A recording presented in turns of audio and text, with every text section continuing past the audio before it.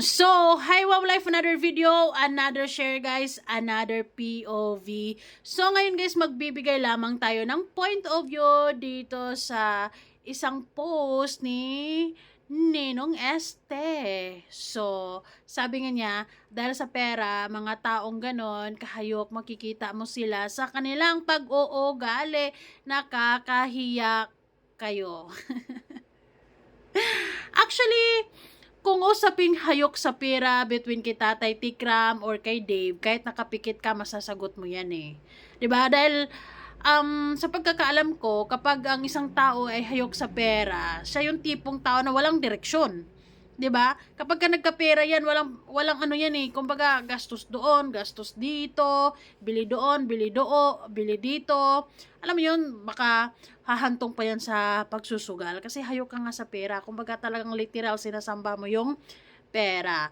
Yon ang nakikita ko kay Dave noong isang kailan yun yung niyayakap niya yung pera, hinahalikan niya yung pera, ganon.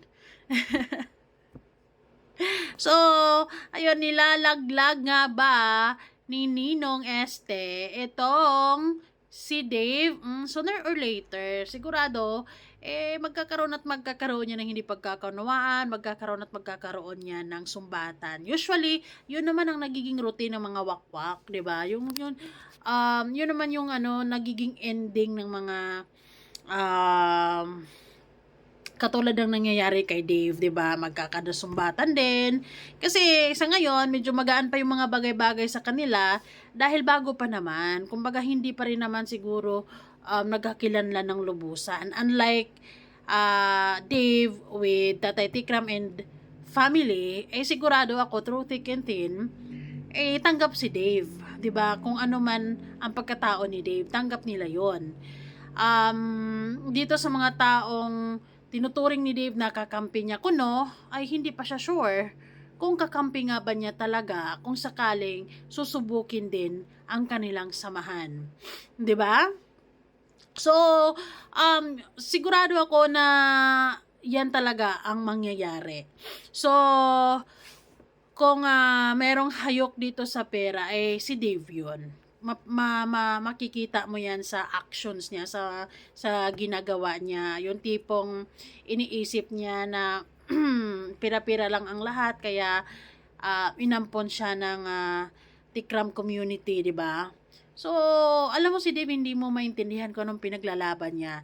Noong mga panahong wala siya, may isang taong kumupkop at nagmahal at nag-alaga sa kanya. 'Di ba? Bakit mo hindi na-appreciate yung mga panahon na yun na kailangan mo ng taong kakampi and then andyan si Tatay Tikram pero hindi mo binavalue. Okay? Hindi mo pinapahalagahan yung pagmamahal na yun. Ang laging nasa isip ni Dave, pera, pinagkakakitaan. Kung tutuusin, Dave, sa totoo lang, noong mga panahon na yon na kargador ka pa, doble-triple nga yung pagod mo kung tutuusin sa barya-baryang kitain mo doon sa pagiging kargador mo, 'di ba? Dadalawang sako ngayong kinakarga mo para mas doble yung kita, pero kaunti pa din, barya-barya pa din. So masaya ka na nga doon eh. Makakain ka nga lang dahil sa pagkakakarga mo, masaya ka na doon, okay ka na, kampante ka na doon eh. So, why nagrireklamo ka na sa Tikram community, kaya ka inaalagaan nila, kaya ka binigyan nila ng magandang buhay, dahil sa binablog ka, kinukontent ka. Malamang, ano bang gusto mo? Wala kang ambag? Gusto mo sitting pretty ka? Gusto mo, prinsipe ka? 'Di ba? So, malamang, mas gustuhin mong nakatulong ka, mas gugustuhin mong may ambag ka, 'di ba? Kasi ganoon naman talaga dapat. Bilang isang lalaki, dapat naman talagang matutunan mo mga bagay-bagay kung ano mang mga diskarte, 'di ba? So, I think natutunan mo na 'yan kasi ilang taon ka na rin naman doon, sigurado marami ka nang natutunan.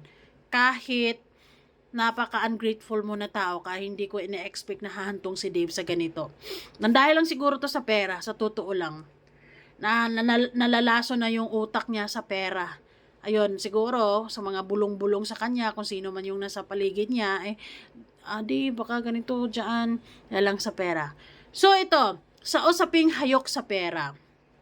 Kung sakali mang pinatatamaan si Tatay Tikram na hayok sa pera, alam nyo, kung yan pa ay hayok sa pera, walang magagandang, walang magiging walang magagandang damit si Dave, walang magagandang gamit, walang magandang kwarto, or hindi siya makapag-aral sa magandang paaralan. Kasi hayok sa pera eh. So, siyempre, since si Tatay Tikram yung may control sa lahat, eh sigurado ako na kung hayok siya sa pera, gagastusin at gagastusin at gagastusin na lang niya yon sa lahat ng luho niya. Hindi na niya isipin yung future kasi hayok sa pera eh. Sadyang si Tatay Tikram lang kumbaga iniisip yung future. Kasi iniisip niya, what if kung hindi ka na sikat? What if kung hindi ka na tatangkilikin ng mga tao? 'Di ba? So at least meron kang ipon, meron kang alam mo yun, magagamit. Ganyan yung iniisip ni Tatay Tikram. Ganun yun.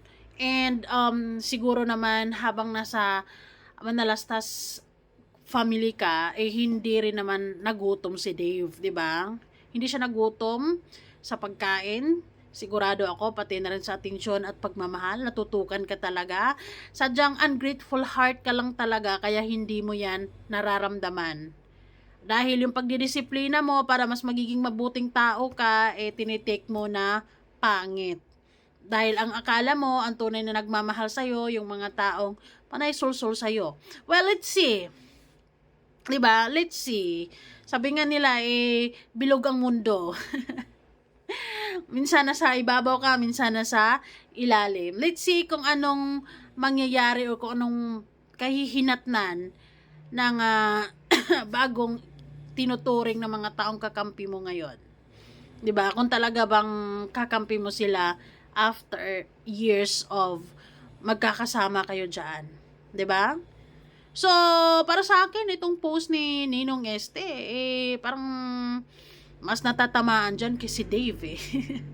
Hindi yung si Tatay Tikram. Kasi si Tatay Tikram, tingnan nyo yung mga vlogger na hayok sa pera. Walang narating, imbis na nasa taas na ibabagsak. Kasi wala hayok eh. Kumbaga, walang plano, walang kinabukasan, hindi iniisip yung future. Diba? But anyways, since yun yung nagiging decision ni Dave, hindi natin yan pipilitin. Sana nga hindi na rin babalik si Dave doon sa Tikram compound or sa poder ni tatay kasi parang sumusobra na rin si Dave. Para rin siguro matutunan niya yung mga bagay-bagay. I think it's time for him to really learn what's really life is all about. What if yung mga taong to, kung sino man yung mga sinasabi niyang kakampi niya ngayon, mawala na sa mundo dahil mga matatanda na rin sila. Ganun naman talaga ang cycle ng buhay. And then, or, mawawala na sila ng gana sa'yo dahil kung pasaway ka, di ba? Sabi mo nga may masamang ugali ka din. What if? Di ba? So, sa isang tao na nagsasabi na parang for the content nyo lang or kinukontent nyo lang ako, ganito, ganyan. Pero bakit ngayon kinukontent ka din? 'Di ba? So, what's the difference? Anyways, bahala na kayo dyan. Basta ang masasabi ko, kung ano man ang pinaparamdam ni Dave ngayon sa pamilyang kumupkup sa kanya ng mga panahong walang naniniwala sa kanya, even yung magulang niya or nanay niya, walang pagmamahal sa kanya, and then merong isang tao na naniniwala at kumupkup sa kanya, pero tinalikuran niya ngayon, sooner or later, mararamdaman yan ni Dave din. Siguro hindi pa ngayon, pero mararamdaman niya yun eventually. Diba? Ganun naman talaga ang buhay. It's a cycle. Diba? So, ayun. Ngayon, para sa akin, kung sino yung hayok sa pera, si Dave. Kinikis, hinahag, sabi pa kung madagdagan, di ba? But anyway, sana mamanage siya ng maayos yung pera niya at gamit niya sa mabuti.